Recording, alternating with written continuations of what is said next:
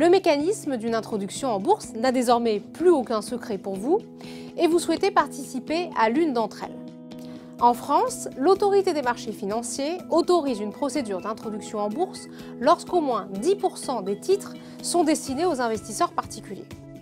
De votre côté, vous souhaitez diversifier votre épargne et être à la recherche d'un placement plus rémunérateur.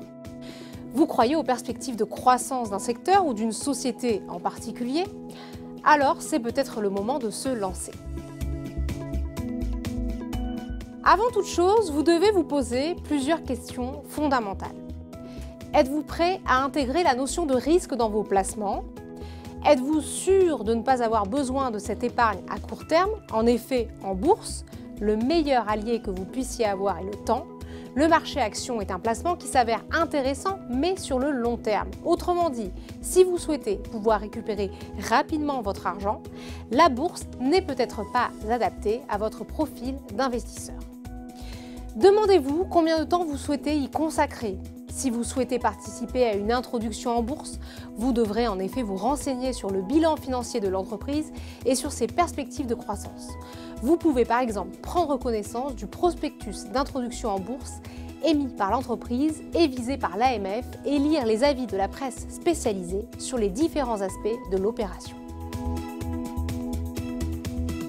C'est décidé, vous souhaitez participer à une introduction en bourse. Pour ce faire, vous devez posséder un support de placement adapté. C'est donc le moment d'ouvrir un compte titre ordinaire ou un plan d'épargne en action auprès de votre banque ou d'un courtier en ligne.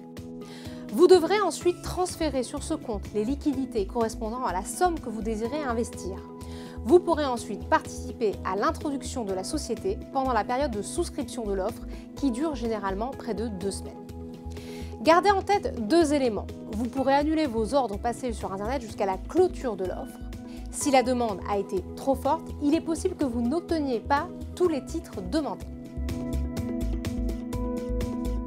En entrant au capital d'une entreprise, vous détenez des parts et devenez ainsi actionnaire.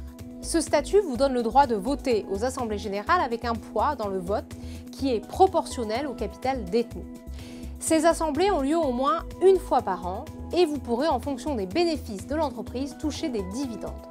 L'entreprise vous verse alors une quote-part des bénéfices annuels générés, mais attention, ce n'est ni systématique ni forcément pérenne.